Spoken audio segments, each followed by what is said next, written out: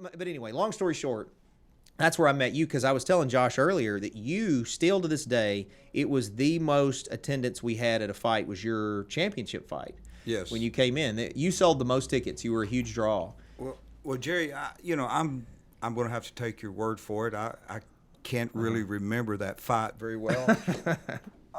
But he's got the belt. It's just, he doesn't remember the fight, but he's got the belt. I try not to live in the past, Jerry. I don't dwell on accomplishments like that. But I remember that well. Yeah. And the fact of the matter, I remember your shows because they were the first shows that incorporated professionalism to where there was structure. Mm-hmm. It reminded me of a lot, because I had been fighting for like the IKBA, mm-hmm. World organizations that I was used to rankings. I was used to the better guys fought the better guys.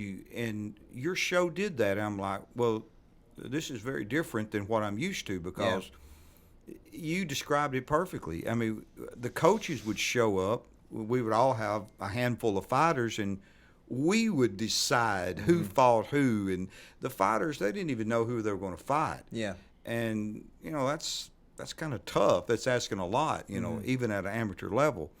My guys, they didn't care. They just wanted to fight, and mm-hmm. yours did too. But that's not the point. Mm-hmm.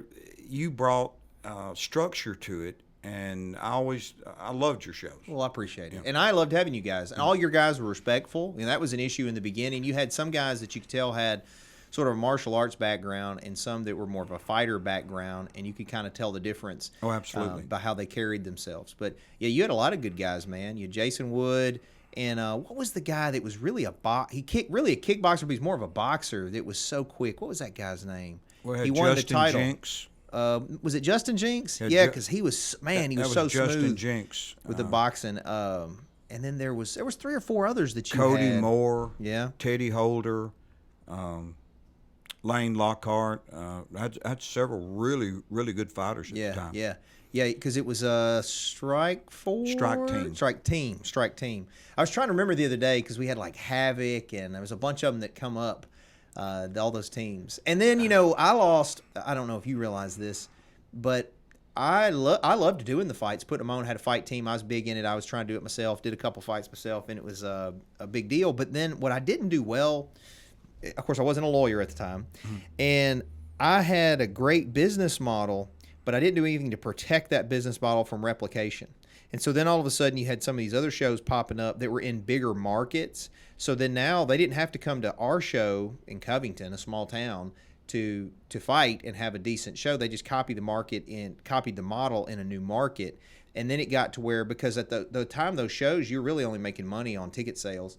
And so it got to where people didn't need to come watch them locally, and it just got to where it wasn't cost effective for me to do them anymore. Right.